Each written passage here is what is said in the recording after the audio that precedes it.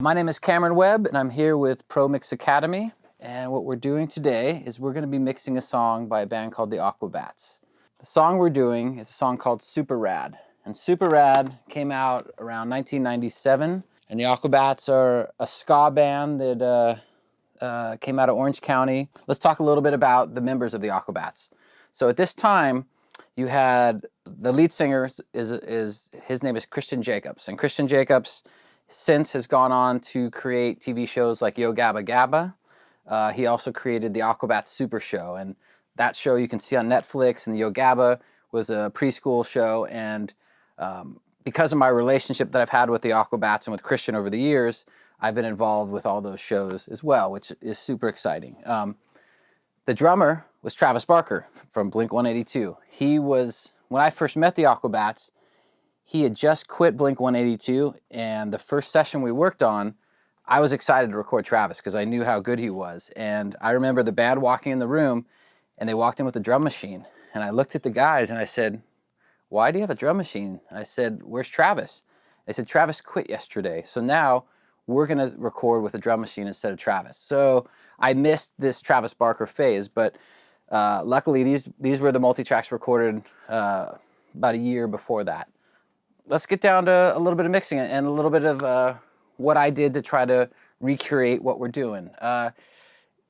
If you've seen any of my other videos before, you realize that I kind of start with drums. I build it up from drums. So for me, you need a core rhythm section to get a quality mix. So real quick, let's just play a little bit of the drums soloed up, and you'll hear. I mean, at least I personally can hear the Travis Barker style in what he does. Snare drum is just cranked up like crazy, and that's cool. Most producers would ask you to turn it down.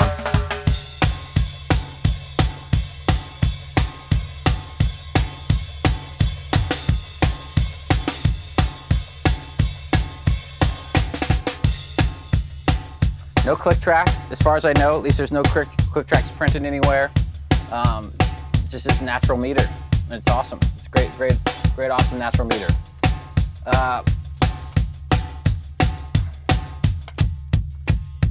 So basically, when I'm tracking drums, I like to compress the drums a little bit, but I don't like to over compress. So what I do is I do a thing, it's kind of a sidechain-esque compression where everything doesn't get compressed with the drums. Part of the signal gets compressed and part of it doesn't. And what I found out is that there's a plugin that I really like that's made by McDSP, and it's this right here, the 4030.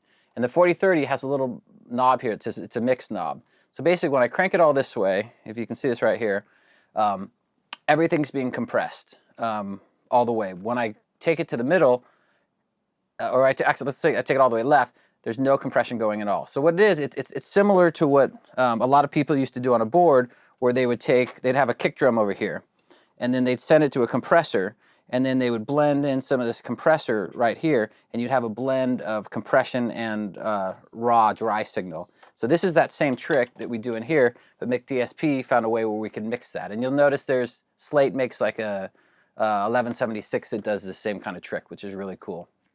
So basically what I do is, with all my drums, I'm going to subgroup them to this stereo track that has that. And part of the reason why I do this is, with the compression, is when you have a sound that has an attack, it's a short attack and it goes away really fast when it's a drum. Part of this compression, what we're doing is we're trying to catch that attack, but we're trying to extend the length that you hear that sound. And when you compress it, it compresses, it locks it in, and it slowly uncompresses, and it makes the signal longer. So if you were to look at a waveform on here, one that had no compression, it would be a quick attack and it would drop really fast. If you had a lot of compression or a tube compressor, it's going to be a slower release. So all of a sudden, that signal will be more of a bubble signal that will last longer. And that's part of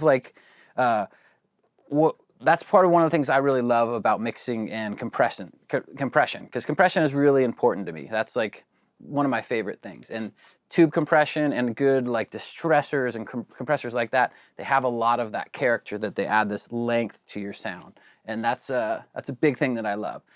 So let's just jump really quick to the kick drum. And just so you know, like I said, all the drums are going to that drum subgroup. It's called drum sub up there. Right below it, you'll notice there is a mono subgroup as well. We'll talk about that in a moment, but it's also going there. So we look at the stock, and you'll look and you'll notice that on the kick drum, I'll start with an EQ, and the sounds on this were pretty good, so I didn't want to mess with it much. So honestly, you're gonna look at this EQ and you'll be like, Cameron, are you doing anything?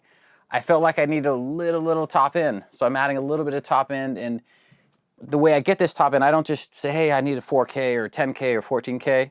I just listen. I listen, and then I tweak the knobs, and I crank it back and forth until I find out what I really like. So it's really minimal.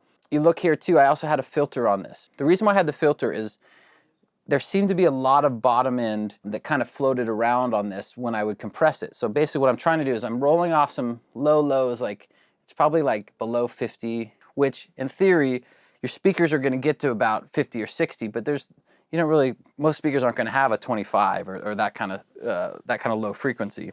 So that's just gonna muddy things up. It's gonna mess up compressors. Next in my chain is I have another McDSP plugin, which I love. It's called the 6030. And it's actually the first one that comes up, but what I love about it, it's similar to like a Fairchild. It's similar to an Alltech 322C, which is a compressor I use a lot. I love this compressor. You can put it on and you don't have to hit it very hard. You just hit it lightly and it just, it adds a little bit of control. And you can see here, I'm actually hardly touching it. When I was hitting this too hard earlier, it was giving me more of that woofy bottom end that I didn't like. So I backed it off a little bit. This is to help me get a little more consistency in the kick drum. Travis's consistency is great, but we try to get a little bit more than what is natural with an artist. There's not a lot of settings on this plugin, so there's not a lot to tell you. There's the threshold, which you saw me crank up and down. The time constant, which is the release. Now, I put it to the fastest release, which is actually still a pretty slow release because it's kind of based off of like a tube compressor. If I were to put it on the slow, it literally just parks there the whole time. The other setting is just the output, and I'm just kind of adjusting based off of, if I were to put it in bypass, I want it to be a fairly similar level to when I have it on or off. So that's kind of why it's a makeup gain is what I'm using it for. After that, I'm going to the SSL plugin. One of the reasons why is I'm going to talk to Christian later on and figure out where this was mixed, but I believe it was mixed on an SSL. So my first instinct when I wanted a compressor and EQ was to go to the SSL plugins that we have. This one, you'll notice when you start to look at it, it's a little more, I'm doing a little bit more work. Not a ton of work, but I'm doing a little more. You see, I'm doing a similar thing with the filters here. Do I need to do it? Is it redundant? Well, maybe because of this compressor hitting before, it might matter a little bit. I basically would just test it, and I would choose, hey, does this sound right? And that's why I chose to use that filter. These filters are great. They work for everything. They're awesome. Then let's just jump to the compressor next. The SSL compressors, they're awesome. If you use them right, they're subtle, and they just add that glue to things. I keep the ratio usually around 3:1, which is pretty good. I believe it's 3:1. It says 3 right there. And then threshold, I base it off of the meters. So I look at the meter here. This is definitely a setting that is not very aggressive, and you're not going to notice it. You're not going to notice it sucking the life out of everything. If I mute it, the core sound is pretty good. I mean, let's take all the compressors off for a second. It's a good core sound. I have no idea what mic he was using. I have no clue, but I'm not worried.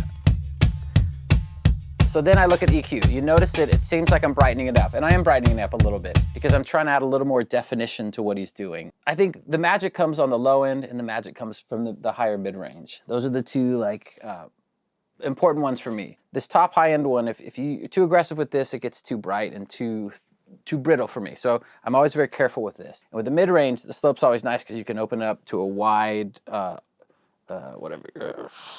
convex, whatever it is, a wider frequency range or narrow. I usually choose the wider or kind of straight up. And then basically, like with everything else that I do, to choose my frequencies, I'm usually going to crank them up loud. And I'm going to find frequencies I like or dislike. So frequencies like this, I wouldn't like, and I would dig this out. But here I was searching for a little top end without making it too clicky. And I kind of like that frequency right there. We're somewhere around 4. So basically what I'm doing is I'm choosing there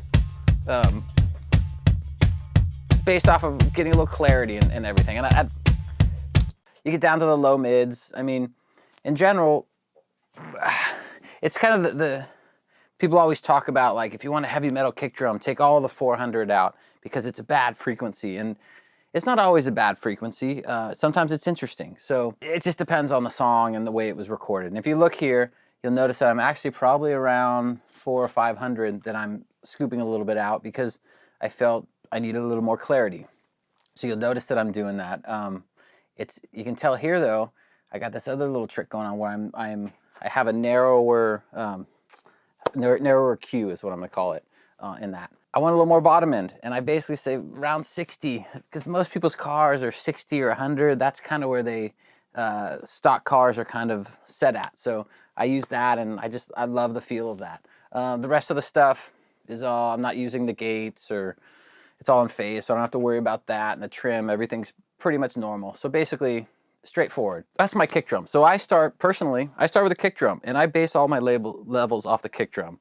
My kick drum will usually be around 0, and you can see that my volume is at -1. The only reason why is because as I was mixing, I turned it up or down. So it doesn't always stay there, but I like to start at a good point where you're not too loud and not too quiet, because there's nothing worse than having everything too loud so it's hitting the stereo buses way too hard, and having to turn everything down. It always changes. Even though you just turn everything down equally, it just never feels the same. So you want to be careful about your gain structure. Let's just call it that.